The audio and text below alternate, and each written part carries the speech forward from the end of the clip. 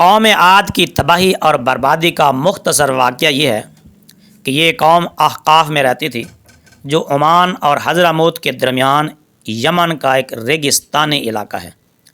انہوں نے زمین کو فسق و فجور سے بھر دیا تھا اور دنیا کی قوموں کو اپنی جفاکاریوں سے اپنے زور قوت کے ظام میں پامال کر ڈالا تھا۔ یہ لوگ بت پرست تھے۔ ان کے ایک بت کا نام صدا، ایک کا نام سمود اور ایک کا نام حبا تھا۔ اللہ تعالیٰ نے ان میں حضرت ہود علیہ السلام کو بھیجا۔ آپ نے انہیں توحید کا حکم دیا، شرک اور بت پرستی اور ظلم و ستم سے روکا۔ تو اس پر وہ لوگ آپ کے منکر ہوئے، تکذیب کرنے لگے اور آپ کی مخالفت میں بولنے لگے اور کہنے لگے کہ ہم سے زیادہ زور آور کون ہے؟ چند آدمی ان میں سے حضرت ہود علیہ السلام پر ایمان لائے، اور وہ بہت ہی تھوڑے تھے اور اپنا ایمان مخفی رکھتے تھے۔ ان مومنین میں ایک شخص کا نام مرثد بن سعد بن عفیر تھا۔ وہ اپنا ایمان مخفی رکھتا تھا، چھپائے رکھتا تھا۔ جب قوم نے سرکشی کی اور اپنے نبی حضرت ہود علیہ السلام کی تکذیب کی، جھٹلایا اور زمین میں فساد برپا کیا اور ظلم و ستم کی انتہا کر دی، اور انہوں نے زمین پر بڑی بڑی مضبوط عمارتیں بنائیں، جس سے معلوم ہوتا تھا کہ انہیں یہ گمان ہے کہ وہ دنیا میں ہمیشہ ہی رہیں گے، اور انہوں نے اس دنیا سے نہیں جانا۔ جب ان کی نوبت یہاں تک پہنچی تو اللہ تعالیٰ نے بارش روک دی۔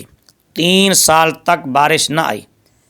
اب وہ بہت مصیبت میں مبتلا ہوئے، اور اس زمانے میں دستور یہ تھا کہ جب کوئی مصیبت بلا نازل ہوتی تو لوگ بیت اللہ شریف میں جا کر حاضری دیتے اور اللہ تعالیٰ سے دعائیں کرتے۔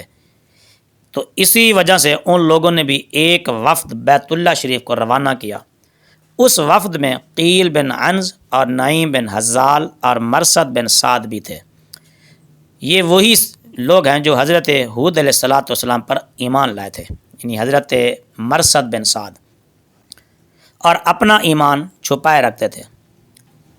اس زمانہ میں مکہ مکرمہ میں امالیک کی قوم جو ہے وہ سکونت پذیر تھی، اور ان لوگوں کا سردار معاویہ بن بکر تھا، اور اس شخص کا ننھیال قوم عاد میں تھا۔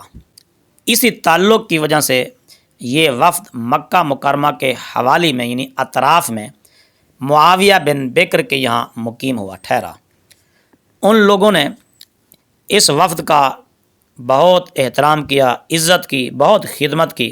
یہ لوگ وہاں شراب پیتے، باندیوں کے ناچ گانے سنتے دیکھتے۔ اس طرح انہوں نے عیش و عشرت میں 1 مہینہ گزار دیا۔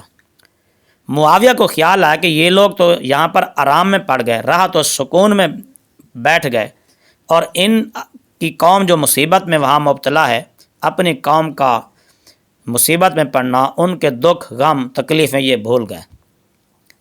مگر معاویہ بن بکر کو یہ بھی خیال آتا تھا کہ اگر وہ ان لوگوں سے یہ کہے کہ اب تم چلے جاؤ، تو وہ یہ خیال کریں گے کہ اب یہ ہماری میزبانی سے تنگ آ گئے ہیں۔ تو اس لیے معاویہ بن بکر نے اپنی گانے والی باندی کو ایسے اشعار لکھ کر دیے جس میں قوم عاد کی حاجت کا تذکرہ تھا۔ جب باندی نے وہ نظم گائی تو ان لوگوں کو یاد آیا، اوہو، کہ ہم تو اپنی قوم کی مصیبت کے لیے یہاں مکہ مکرمہ میں فریاد کرنے کے لیے بھیجے گئے تھے، دعائیں کرنے کے لیے بھیجے گئے تھے، مگر ہم تو یہاں پر عیش و عشرت میں ان کی مصیبت ہی بھول گئے۔ اب انہیں خیال ہوا کہ حرم شریف میں جا کر قوم کے لیے بارش کی دعا کریں۔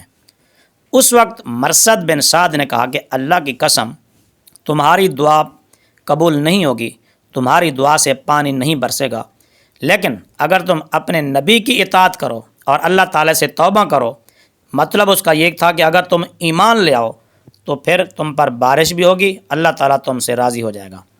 اس وقت مرثد نے اپنے ایمان کا اظہار کر دیا۔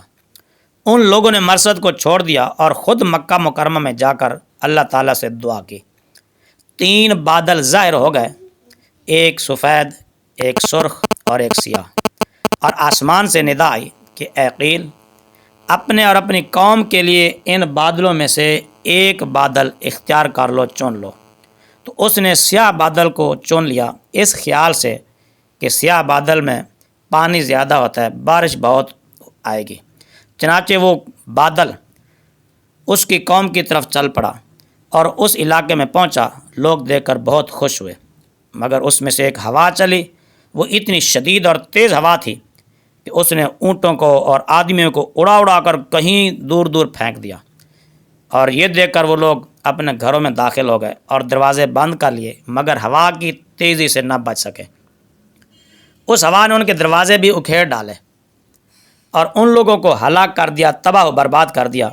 اور قدرت الہی سے سیاہ رنگ کے پرندے نمودار ہوئے، جنہوں نے ان کی لاشوں کو اٹھا اٹھا کر سمندر میں پھینکا۔